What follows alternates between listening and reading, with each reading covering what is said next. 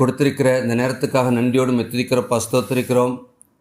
ஆவியானவர் எங்குண்டோ அங்கு விடுதலை உண்டு என்ற வார்த்தையின்படி கர்த்தாவே, நாங்கள் வெவ்வேறு இடங்களில் இருந்தாலும் உம்முடைய திரு சமூகத்திலே ஒரு மன ஆவியோடு கூட கர்த்தாவை நோக்கி பார்க்கிறோமப்பா. இப்பொழுதும் அடியனை மறைத்து ஆவியானவர் தாமே உடைய வார்த்தையை கொடுக்க வேண்டுமா ஜெபிக்கிறோம். ஆம் கர்த்தாவே, அன்றைக்கு சீசர்களை அனுப்புகின்ற பொழுது பேசுகிறவர்கள் நீங்கள் அல்ல, பிதாவின் ஆவியானவரே உங்கள் மூலமாய் பேசுவார் என்று சொல்லி அனுப்பின தேவன் தாமே. இப்பொழுதும் கர்த்தாவே, உம்முடைய வார்த்தையை அடியுடைய வாயிலை வைத்து அதை கேட்க எங்கள் ஒவ்வொருவருக்கும் நீர் கிருபையாய் ஜெபிக்கிறோம். நீர் பேசும், நாங்கள் கேட்க ஆவலோடு காத்திருக்கிறோம். உம்முடைய வசனமே சத்தியம் சுவாமி. ஆமேன். அன்புக்குரியவர்களே, கடவுளுடைய பிரதான கிருபையினாலே உங்களோடு கூட இணைந்து கர்த்தரை துதிக்கவும் ஸ்தோத்திரிக்கவும் அவருடைய வெளியேறப்பட்ட வார்த்தையை இந்த நாளிலே பகிர்ந்து கொள்ளவும் அடியனுக்கு கர்த்தர் பாராட்டின கிருபைக்காக இரக்கங்களுக்காக கர்த்தருக்கு உள்ளத்தின் ஆழத்திலிருந்து நன்றினை ஏறெடுத்துக் கொள்கின்றேன். அழைத்த மூப்பர்களையும் நன்றினை கூறிக்கொள்கின்றேன். இந்த நாளிலே இணைந்திருக்கிற உங்கள் யாவரையும் ஆண்டவரும் மீட்பரும் இரட்சகருமாகிய இயேசு கிறிஸ்துவின் இனிதான நாமத்தினாலே வாழ்த்துகின்றேன், வணக்கத்தை தெரிவித்துக் கொள்கின்றேன்.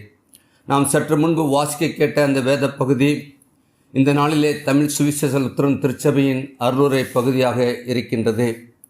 ஏனென்றால் இந்த ஞாயிற்றுக்கிழமை நாம் பார்க்கின்ற பொழுது அது நியாய தீர்ப்பை நினைவு கூறும் ஞாயிறு.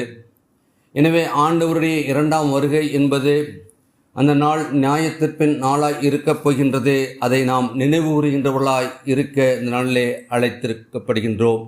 அதே போன்று இன்றைக்கு தென்னிந்திய திருச்சபையும் பார்க்கின்ற பொழுது அவள் கொடுத்திருக்கின்ற மைய பொருள் ஆண்டவரின் வருகைக்காக ஜெபத்தோடு காத்திருத்தல்.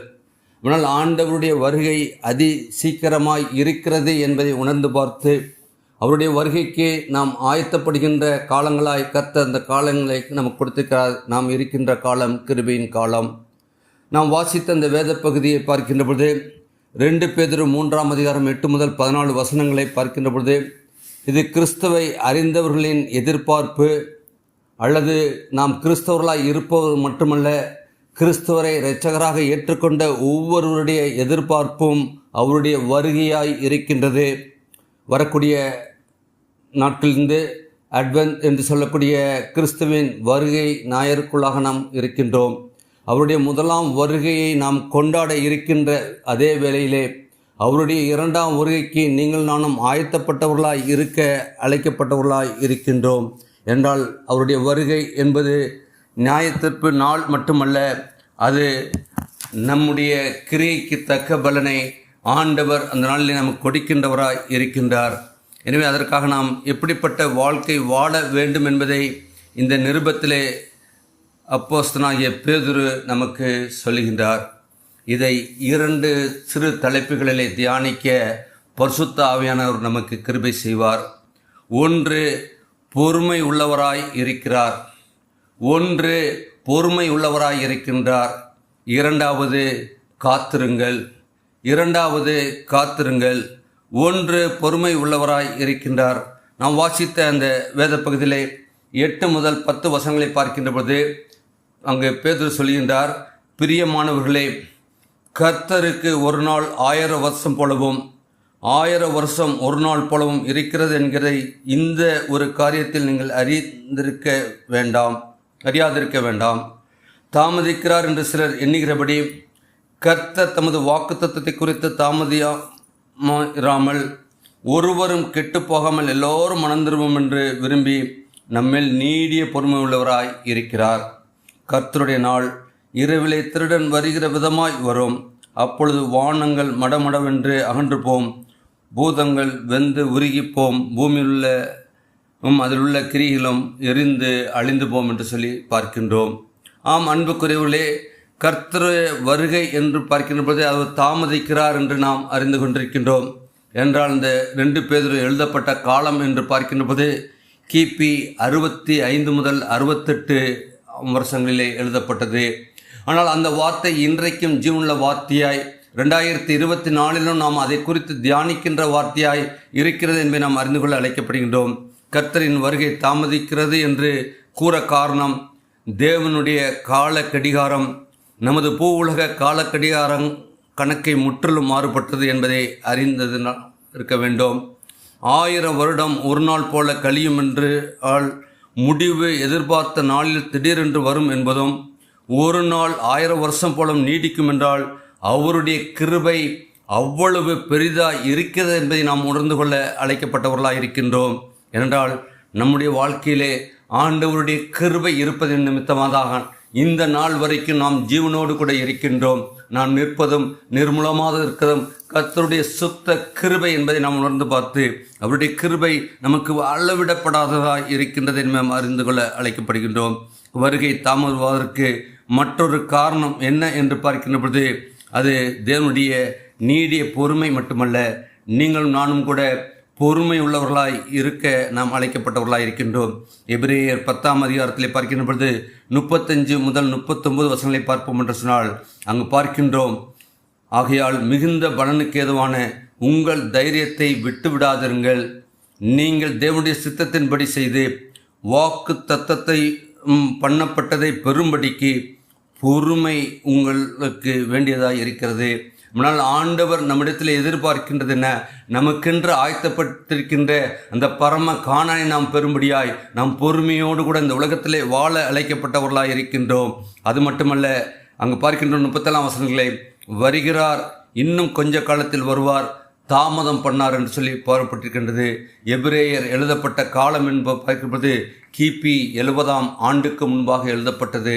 ஆனால் இன்றைக்கும் அவர் தாமதிக்கிறார் என்று சொன்னால் அவர் நம்மேல் வைத்த கிருபை நிமித்தமாய் அவர் இருக்கின்றார். எனவே நீங்கள் நானும் பொறுமையோடு இருக்க, ஏன்னால் நாம் கெட்டு போவது அல்லது பின்வாங்கி போவது ஆண்டவருடைய திருவுள்ள சித்தம் அல்ல என்பதை நாம் உணர்ந்து பார்த்து எல்லோரும் மனம் திரும்ப வேண்டும் என்று சொல்லி அவர் விருப்பமாய் இருக்கிறது. அதற்கு காரணம் என்ன? மத்தேயு 18ஆம் அதிகாரம் 14 சொல்லப்படுகின்றது, இந்த சிறியரில் ஒருவனாகிலும் கெட்டு போவது பரலோகத்திற்கிற உங்கள் பிதாவின் சித்தமல்ல. நம்மை படைத்து பராமரித்து இம்மட்டுமாக பாதுகாத்து வருகிற பரம தகப்பனின் சித்தம் என்ன என்று பார்க்கின்ற பொழுது நாம் ஒருவரும் கெட்டு போகக்கூடாது. எல்லோரும் அவருடைய ராஜ்யத்துக்கு பிள்ளைகளாய் நாம் வர அவர் தாமதிக்கிறார் என்பதை நாம் அறிந்து கொள்ள அழைக்கப்படுகின்றோம். 1 தீமோத்தேயு 2ஆம் அதிகாரத்தில் பார்க்கின்ற பொழுது அப்போஸ்தலனாகிய பவுல் சொல்கிறார், எல்லா மனுஷரும் ரட்சிக்கப்படவும் சத்தியத்தை அறிகிற அறிவை அடையவும் அவர் சித்தமுள்ளவராய் இருக்கிறார். ஆம் அன்புக்குரியவர்களே, நாம் ரட்சிக்கப்பட்ட ஜனம் என்று சொல்லி அறியும். நம்முடைய ரட்சிப்பை நாம் காத்து கொள்ளவும், நாம் சத்தியத்தின்படி நடக்கவும், சத்தியத்தின்படி அவருக்கென்று நாம் இந்த உலகத்திலே பிரித்தெடுக்கப்பட்டவர்கள் என்று சொல்லி நாம் வாழவும் அழைக்கப்பட்டவர்களாக இருக்கின்றோம். என்னால் அவர் சித்தமுள்ளவராக இருக்கிறார். அவரை அறிகிற அறிவிலே நாம் வளர வேண்டும். ஒவ்வொரு நாளும் ஆண்டவர் நமக்கு கிருபையாய் இப்படிப்பட்ட கூடுகையை கொடுத்திருக்கின்றார்.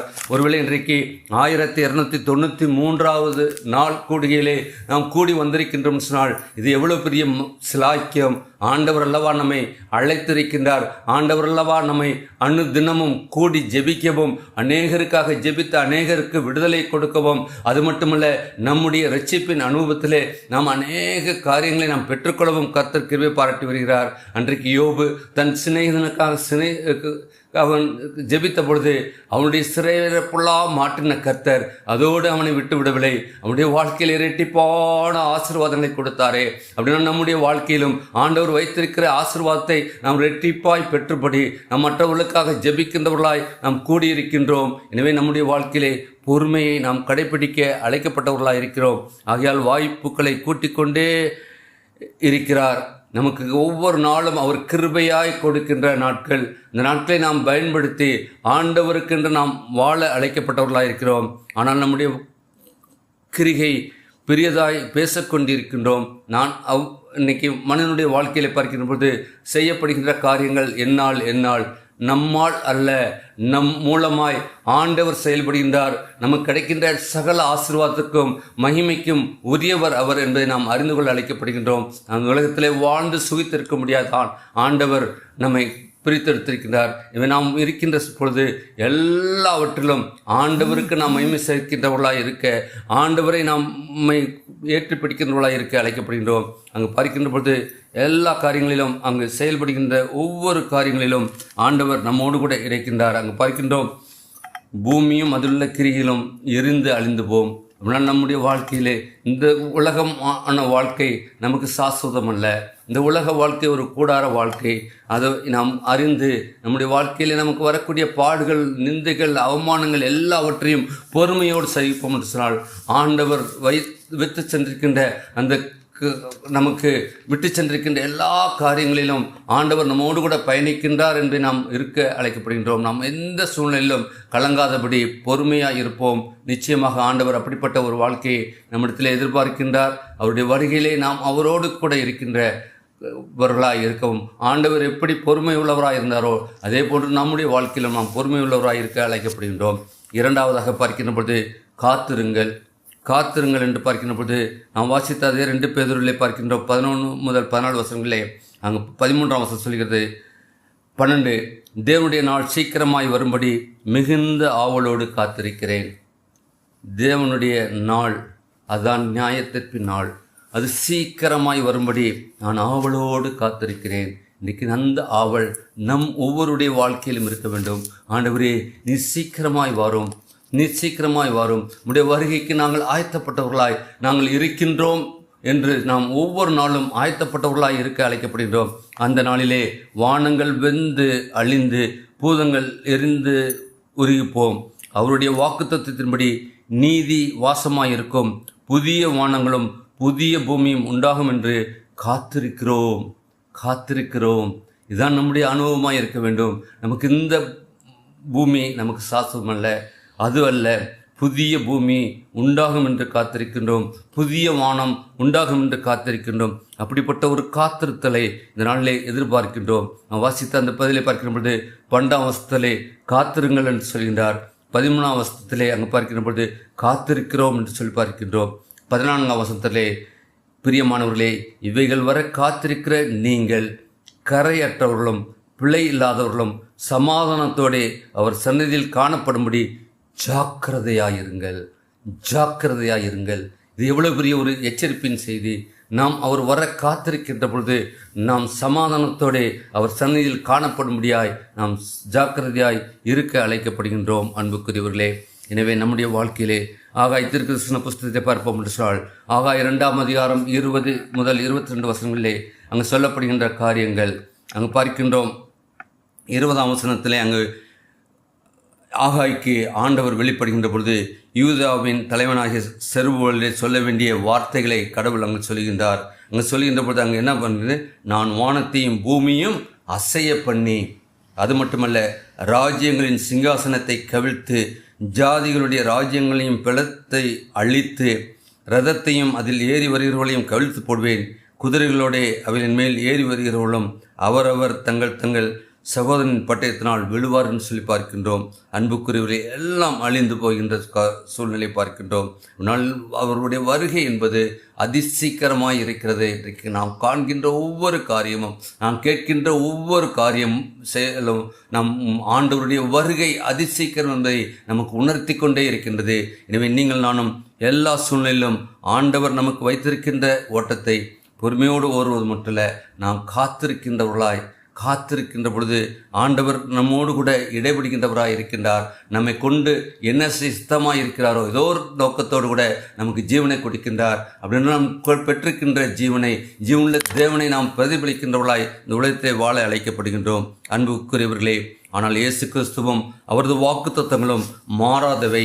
அவருடைய 2ஆம் வருகை அவருடைய 1ஆம் வருகை போன்று நிச்சயமானது என்பதை நாம் உணர்ந்து கொள்ளவும். ஆகவே நாம் பரிசுத்த நடக்கையையும் தேவ பக்தி உள்ளவர்களாய் இருந்து அவரது வருகைக்காக ஆயத்தமாய் இருக்க வேண்டும். இன்றைக்கு தென்னிந்திய திருச்சபை நற்செய்தி பகுதியாக கொடுக்கப்பட்ட இது மத்திய 25ஆம் அதிகாரம், அதில் 1 முதல் 30 வசனங்களை பார்க்க சொன்னால் அங்கு 10 கன்னிகைகள் ஊழியக்காரரை குறிப்பிடப்படுகின்றது. அதில் பார்க்கின்றோம் 25ஆம் வசனத்திலே பரலோக ராஜ்யம் தங்கள் தீவெட்டிகளை பிடித்து கொண்டு மலவானனுக்கு எதிர்கொண்டு போக புறப்பட்ட 10 கன்னிகைகளுக்கு ஒப்பாயிருக்கிறது. அதை நாம் அடிக்கடி கேட்கின்ற ஒரு செய்தி. அந்த 10 கன்னிகைகளுடைய 5 பேர் மணவாளனோடு சென்றார்கள். 5 பேர் எண்ணெய் இல்லாத ஒரு சூழ்நிலை ஏற்பட்ட பொழுது, அவர் வருகின்ற பொழுது அங்கு அவர்கள் தீவெட்டி மட்டும் இருந்தது, அவரிடத்திலே எண்ணெய் இல்லை. அன்புக்குரியவர்களே, ஆண்டவர் நம்முடைய வாழ்க்கையிலே நம்மோடு கூட இடைப்பட்டு அவருடைய அபிஷேகத்தை நமக்கு கொடுத்திருக்கின்றார். அந்த அபிஷேகத்தை நாம் பெற்றிருக்கின்றோம் என்று சொன்னால் நம் ஆவியிலே நிறைந்தவர்களாய் ஆண்டவருடைய சித்தத்தை அறிந்து அவருடைய வருகைக்கு நாம் மட்டுமல்ல இன்னும் அநேகரை நாம் தயார் பண்ணுகின்றவர்களாய், அநேகரை அவருடைய கரத்திலே நாம் ஒப்படைக்கின்றவர்களாய், ஆண்டவர் வருகின்ற போது நம்மிடத்திலே கணக்கு கேட்க இருக்கின்றார். அப்படின்னா கணக்கு ஒப்புவிக்க வேண்டும். நாம் வெறுங்கையோடு போகல, நமக்கு கொடுக்கப்பட்ட தாளந்தை நாம் ஆண்டவருக்கென்று பயன்படுத்தி அநேகரை நாம் அவருக்கென்று நாம் பிரதிஷ்டை பண்ணப்பட்டவர்களாய், அவருடைய விசுவாசத்திலே வளர்கிறவர்களாய் நாம் அழைத்து செல்ல அழைக்கப்பட்டவர்களாய் இருக்கின்றோம். மத்தேயு 25:13 சொல்லப்பட்டுள்ளது. இன்றைக்கு அது மகிழ்வுக்கு மன்னாவாக சொல்லப்பட்டது. மனுஷகுமாரன் வரும் நாளையாவது நீங்கள் அறியாதிருக்கிறபடியால் விழித்திருங்கள்.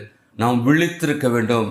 ஏதோ நாம் இந்த உலகத்திலே வாழ்கின்றோம், ஏதோ அல்ல, நாம் உறங்கி இருக்க அல்ல, நாம் எப்பொழுதும் விழித்திருக்கின்றவர்களாய் ஆண்டவரோடு கூட நம்முடைய உறவு எப்பொழுதும் இருக்க அழைக்கப்படுகின்றோம். என்றால் காலங்களிலே தேவனுடைய இரட்சிப்பின் காலமாய் இருப்பதால் நாம் கரையற்றவர்களும் பிழையில்லாதவர்களுமாய் சமாதானத்துடைய அவர் சன்னதியில் காணப்படும்படி ஜாக்கிரதையாக இருக்க வேண்டும். மேலும் பிறரை அவருடைய சன்னதிக்கு கொண்டு வர எல்லா முயற்சிகளையும் செய்கின்றவர்களாய் இருக்க வேண்டும். அப்படிப்பட்ட ஒரு வாழ்க்கையை ஆண்டவர் உங்களிடத்திலும் என்னிடத்திலும் எதிர்பார்க்கின்றார்.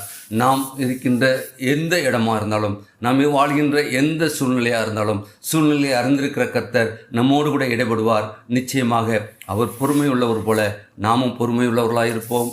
அது மட்டுமல்ல, ஆண்டவருடைய வருகைக்காக காத்திருப்போம். நாம் காத்திருப்பது மட்டுமல்ல, நம்முடைய குடும்பங்களையும் நம்முடைய பிள்ளைகளையும் நம்முடைய சந்ததியையும் அது மட்டுமல்ல நம் ஒரு ஜன கூட்டத்தையும் ஆயத்தப்படுத்தி காத்திருப்போம். நிச்சயமாக அப்படிப்பட்ட ஒரு வாழ்க்கையை ஆண்டவர் உங்களுக்கும் எனக்கும் ஆவியானவரை கொண்டு வரக்கூடிய நாட்களை கொடுக்க இருக்கின்றார். அதை பெற்றுக்கொள்வோம். ஆண்டவருக்கென்று நம்மை அர்ப்பணிப்போம். ஜெபம் செய்வோம். மேகங்கள் நடுவே வாழி பிறக்கும், பூதங்கள் கடந்து கடந்து போகும், தூதர்கள் கூட்டங்கள் சூழ்ந்து நிற்கும். பறந்திடுவேன் நான் பறந்திடுவேன், பறந்திடுவேன் நான் பறந்திடுவேன். வானத்தில் வானத்தில் நடுவானத்தில் இயேசுவின் கைகளில் நான் இருப்பேன். பரமன் இயேசுவின் புன்னகை முகம் என் கண்களில் உள்ளத்தில் நிறைந்து நிற்கும், என் கண்களில் உள்ளத்தில் நிறைந்து நிற்கும். கண்ணீரும் துன்பமும் கடந்து போகும், கண்ணிமை பொழுதில் நடந்து விடும். கர்த்தரின் வருகை நாளின் போதும் பறந்திடுவேன் நான் பறந்திடுவேன், பறந்திடுவேன் நான் பறந்திடுவேன்.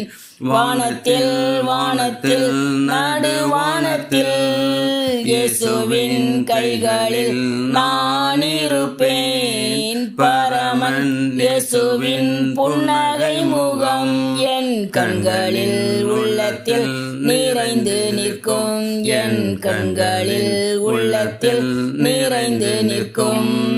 திருடன் வருகை போலிருக்கும், தீவிரம் அவர் நாள் வெகு சமீபம். காலையோ மாலையோ நள்ளிரவோ பறந்திடுவேன் நான் பறந்திடுவேன், பறந்திடுவேன் நான் பறந்திடுவேன். வானத்தில் வானத்தில் நடுவானத்தில் இயேசுவின் கைகளில் நான் இருப்பேன். பரமன் இயேசுவின் புன்னகை முகம் என் கண்களில் உள்ளத்தில் நிறைந்து நிற்கும், என் கண்களில் உள்ளத்தில் நிறைந்து நிற்கும். ஆம் கர்த்தாவே, உம்முடைய வருகைக்காக நாங்கள் காத்திருக்கிறோம் அப்பா. உம்முடைய வருகையிலே கர்த்தாவே நாங்கள் உம்மோடு கூட நித்திய காலமாக இருக்கத்தக்கதான அந்த பரம சிலாக்கியத்தை எங்கள் ஒவ்வொருவரும் கொடுக்க வேண்டுமா ஜெபிக்கிறோப்பா. எங்களுடைய வாழ்க்கையை அறிந்திருக்கிறப்பா. ஒருவேளை கர்த்தாவே எங்களுடைய வாழ்க்கையிலே உமக்கு பிரியமில்லாத காரியம் இருக்கும் என்று சொன்னால் கர்த்தாவே எல்லாவற்றையும் அகற்றி விட்டவர்களாய் கர்த்தாவே நாங்கள் எங்களுடைய வாழ்க்கையிலே கர்த்தாவே எங்களுக்கு நியமிக்கப்பட்டிருக்கின்ற வாழ்க்கையிலே பொறுமையோடு கர்த்தாவே ஒவ்வொரு நாளும் கடந்து செல்ல கிருபையாய் ஜெபிக்கிறோப்பா. கர்த்தாவே நீர் கர்த்தாவே வைத்திருக்கிற அந்த பரம கானானுக்கு கர்த்தாவே நாங்கள் காத்திருக்கவும் கர்த்தாவே அதை சுதந்திரத்துக் கொள்ளவும் கர்த்தாவே எங்களுக்கு கிருபையாய் ஜெபிக்கிறோப்பா. நீர் வருகின்ற நாள் கர்த்தாவே திருடன் வருகின்ற விதமாய் இருக்கும் என்று சொல்லி கர்த்தாவே நாங்கள் அறிகிறோம். அதற்கு கர்த்தாவே நாங்கள் எங்களை ஆயத்தப்படுத்துகின்றோம். கர்த்தாவே எங்களை கர்த்தாவே உம்முடைய திரு சமூகத்திலே அர்ப்பணிக்கின்றோம் அப்பா. ஒவ்வொருவரையும் கர்த்தாவே நீர் பொறுப்படுத்திக் கொள்ளும், வழிநடத்தும், வேண்டிய எல்லா ஒத்தாசையும் நீர் படத்திலிருந்து கொடுத்து காத்துக்கொள்ளுமாய் மீர் பேசும் ஜெபிக்கிறோம் ஜீவன நல்ல பிதாவே. ஆமேன். ஆமேன்.